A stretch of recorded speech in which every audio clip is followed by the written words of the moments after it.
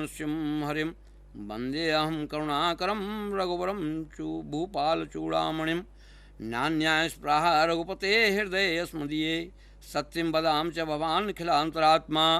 भक्तिं प्रियच्छ रघुपुंगव निर्वरा मे कामाद दोषरहितं कुरु मानसं च।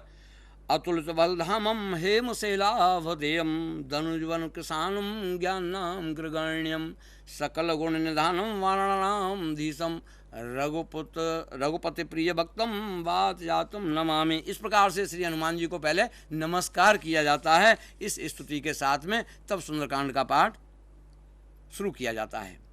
जामवंत के वचन सुनकर के हनुमान जी किस तरीके से लंका जाने के लिए तत्पर हो जाते हैं और प्रस्थान करते हैं, वो भी मैं आपको सुनाता हूँ।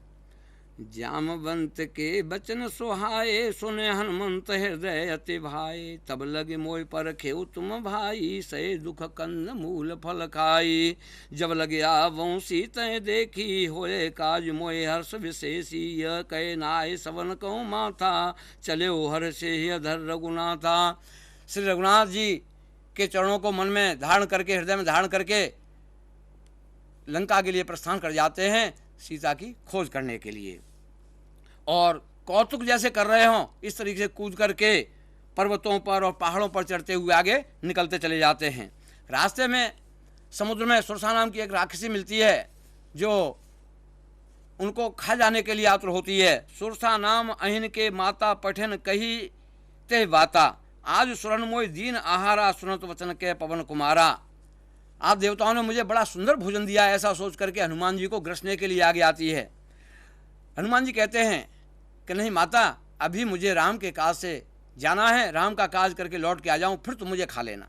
लेकिन राक्षसी नहीं मानती है और जैसे जैसे अपना शरीर बढ़ाती जाती है, मुंह बढ़ाती जाती है, फैलाती जाती है, हनुमान जी उससे भी दूना रूप बताते जाते हैं। और जैसे ही 100 योजन का मुंह करती है, हनुमान जी छोटा सा रूप धारण करके उसके मुंह में प्रवेश कर जाते हैं और बाहर निकल जाते हैं।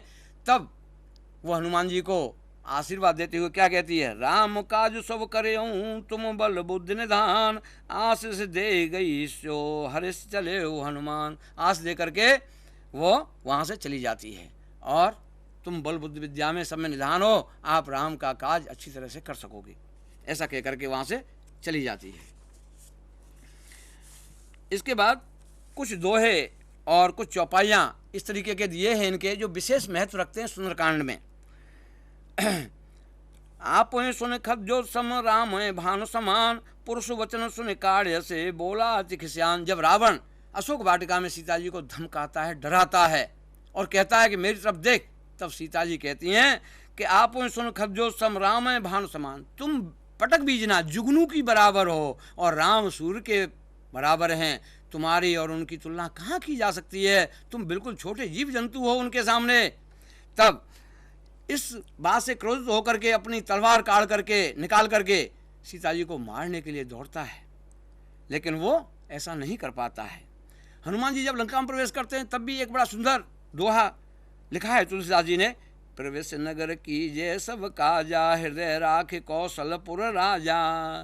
गरल सुधा रिपु करें मिताई, गोपद सिंधु अनल शीतलाई। यहाँ पर भी राम की महिमा का इसमें वर्णन है कि श्री राम को हृदय में रख करके किसी नगर में प्रवेश करो, किसी काम के लिए जाओ और उनका ध्यान अपने हृदय में कर लो तो काम सफल हो जाता है। क्योंकि जहर भी अमृत बन जाता है उनका नाम लेने से, और समुद्र भी गाय के खुर के बराबर जितना छोटा हो जाता है, गाय के खुर जितना छोटा हो जाता है समुद्र भी, और अग्नि भी ठंडी पड़ जाती है। इससे विशेष महत्व राम के नाम का और क्या हो सकता है। फिर रावण की सभा में जब हनुमान जी को पूंछ में आग लगा करके लंका जलाने का अवसर मिलता है, उससे पहले विभीषण समझाते हैं रावण को कि भाई तुम राम से बैर छोड़ करके उनकी शरण में चले जाओ, इसमें तुम्हारे परिवार का पूर्ण कल्याण हो जाएगा। लेकिन विभीषण नहीं मानता है, रावण नहीं मानता है। फिर विभीषण कहते हैं सचिव वेद गुरु तीन जो प्रिय बोले भय आस। राज धर्म तन तीन कर होए बेगी नाश। यदि सचिव, राजा का सचिव यानी मंत्री, गुरु और वैद्य, ये तीनों जो है लाभ बस प्रेम बस गलत बोलने लगे, डर करके बोलने लगे, घबरा के बोलने लगे राजा से, उसके लिए मीठी मीठी बातें करने लगें, चापलूसी करने लगें, तो उस राजा का शरीर, धर्म और राज जल्दी ही नष्ट हो जाया करते हैं। ऐसी बात इससे प्रकट होती है। ये तुलसीदास जी ने सुंदरकांड में कही है। फिर भी विभीषण समझाने का प्रयत्न करते हुए क्या कहते हैं? सुमति कुमति सबके उर रहीं, वेद पुराण नाथ सकहीं। जहाँ सुमति तहाँ संपत्ति नाना, जहाँ कुमति तह विपत्ति निदाना। यानी एक ही व्यक्ति के अंदर सुमति और कुमति दोनों चीज़ रहती हैं, लेकिन वो उसे पहचान नहीं पाता है। जहाँ सुमति रहती है वहाँ सब प्रकार के सुख मिलते हैं, और जहाँ कुबुद्धि आ जाती है वहाँ विपत्तियों का अंत नहीं हो पाता है। अंत में एक और दोहा, दीन दयाल विरध संभारी, हरो नाथ मम संकट भारी। मंगल भवन अमंगल हारी, द्रवौ सुदशरथ अजर बिहारी। ऐसे दोहा हर समय पाठ करते समय या अनायास भी लोग बाग मुख से इनका गान करते रहते हैं, जो अत्यधिक फलदायक हैं। इस प्रकार सारस्वत जी ने बड़ी बात बताई कि रामचरितमानस की कथा में क्या मार्मिकता है, कथा के प्रसंगों में क्या चीज़ है, उसके बारे में बड़ी अच्छी बात बताई। इस प्रकार देखें तो रामचरितमानस जन साधारण में प्रचलित है।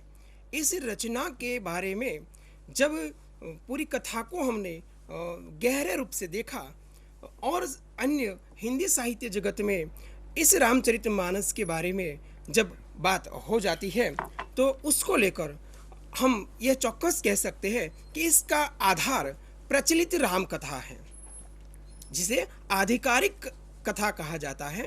इसमें प्रासंगिक अनेक कथाएं हैं, ताड़कावध, अहिल्या उद्धार, शबरी कथा, अन्य। इस कथा में हमने देखा कि राम के जन्म से लेकर राज्यारोहण तक की बात इसमें देखने मिलती है, और अंत में राम राज्य की स्थापना इसका मूल है। इस कथा को यूँ देखें तो 3 विभागों में बांटा जाता है। आदि को कहते हैं राम के जन्म से लेकर वनवास तक, मध्य में वन यात्रा से लेकर सीताहरण तक, सीताहरण से लेकर रावण वध एवं राम राज्य की स्थापना जो इसका अंत है। यह देखें तो इसमें कुछ रामायण के कुछ प्रसंग रामचरितमानस में छूटे हैं। सीता निर्वासन, लवकुश जन्म, सीता का पृथ्वी में समा जाना, राम लक्ष्मण का स्वर्गारोहण आदि प्रसंगों को रामचरितमानस में नहीं लिया गया है। फिर भी यह बिल्कुल साधारण जन को रामायण लगता है। इसके पीछे बड़ा एक कारण यह है कि कथा में महाकाव्य की गुरुता है, गंभीरता है, प्रभावोत्पादकता है एवं घटना वैचित्र्य है। रामचरितमानस की चारित्रिक महत्ता की बात हम करते हैं तो इसमें यह यूँ भी एक चरित्र काव्य है। उत्तम चरित्र, आदर्श चरित्र, भारतीयता की झलक रामचरितमानस पूरे समाज को सिखा जाती है। इसका नायक राम है, जो भगवान राम कुलभूषण क्षत्रिय हैं। भारतीय चारित्र के आदर्श की यह एक साकार प्रतिमा है। हमने उस राम जी के चरित्र में पूरा देवत्व पाया है। रावण को देखते हैं तो उसे हम अवश्य प्रतिनायक कह सकते हैं, जो असत प्रवृत्तियों का बिल्कुल भंडार है। सीता जो भारतीय कुलवधु के संपूर्ण गुण जिनमें समाया है, वैसी जिन्हें हम आदर दे सकते हैं। भरत साक्षात भक्ति की प्रतिमा है। अन्य तमाम चरित्र रामचरितमानस में विशिष्ट रूप से उभरे हैं। रामचरितमानस की महत्ता को बढ़ाने वाला एक अन्य पहलू है, इसमें प्रकृति निरूपण है। रामचरितमानस के तमाम कांडों में प्रकृति को एक विशिष्ट रूप से रखा गया है। कई आलोचकों ने तो इसे रामचरितमानस को प्रकृति सुंदरी का रमणीय क्रीड़ा स्थल कहा है। इसके पीछे अवश्य यह कारण है कि इसमें प्रकृति पर जोर पर रही है। हम अयोध्या कांड को देखते हैं तो उसमें कामदगिरी का वर्णन बड़ा ही महत्वपूर्ण है। अरण्य कांड में पंचवटी और पंपा सरोवर का वर्णन है। पंचवटी के वर्णन को जब हम देखते हैं तो उसकी अद्भुतता हमें दिखाई देती है। किष्किंधा कांड जिसमें वर्षा एवं शरद ऋतु का वर्णन है। लंका कांड का चंद्र वर्णन भी बड़ा बन पड़ा है। रामचरितमानस की महत्ता को सबसे ज्यादा बढ़ाने वाला है कोई पहलू तो उसमें युग चित्रण है। भले ही आलोचकों ने कहा हो कि महाकाव्यत्व के लिए 8 सर्ग का होना अति आवश्यक है। रामचरितमानस में 7 सोपान है, 7 कांड है, परंतु इसका महान उद्देश्य समाज को एक विशिष्ट पथ प्रदर्शन करने वाला पहलू, जिसका बल बढ़ जाने के कारण यह 7 सोपान वाली चीज किसी को भी खलती नहीं और इसीलिए यह महाकाव्यत्व के लिए महत्वपूर्ण है।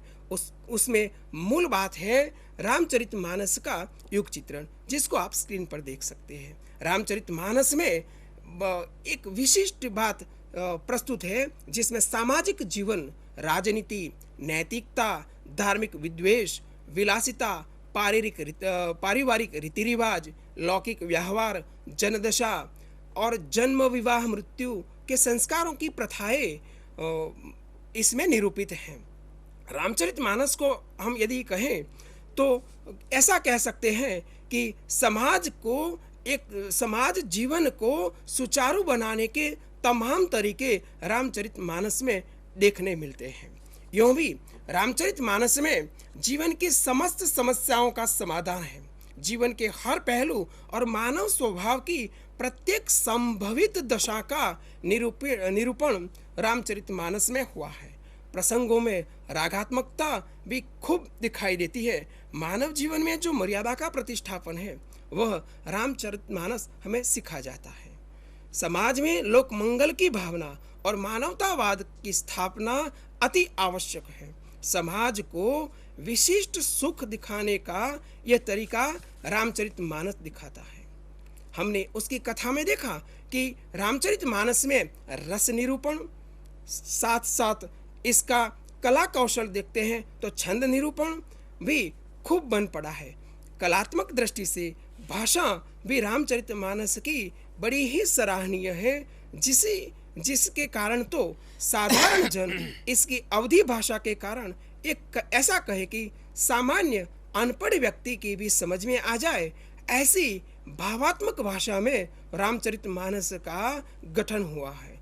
कुल मिलाकर कहें तो रामचरितमानस के तमाम पहलू, जिसमें मूल बात है इसकी प्रबंधात्मकता, मार्मिक प्रसंगों का विधान, चारित्रिक महत्ता, सांस्कृतिक गरिमा, गंभीर भाव प्रवाह, सरस घटना संगठन और आलंकारिकता, तमाम पहलुओं को लेकर रामचरितमानस महान कृति बन पड़ी है।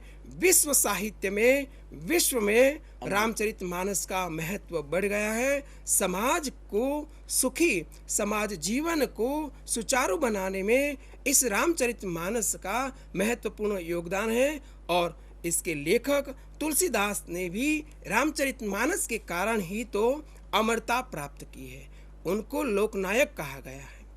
इस प्रकार रामचरितमानस और तुलसीदास का महत्व समाज में बढ़िया रहा है। आभार इस विषय को लेकर यहाँ उपस्थित होने पर मैं संधान की ओर से सारस्वत जी का आभार प्रकट करता हूँ कि उन्होंने तुलसीदास के जीवन, तुलसीदास के साहित्य और रामचरितमानस के तमाम पहलुओं पर प्रकाश डाला। अतः इस अवसर पर मैं साहब जी का आभार प्रकट करता हूँ। अस्तु। धन्यवाद।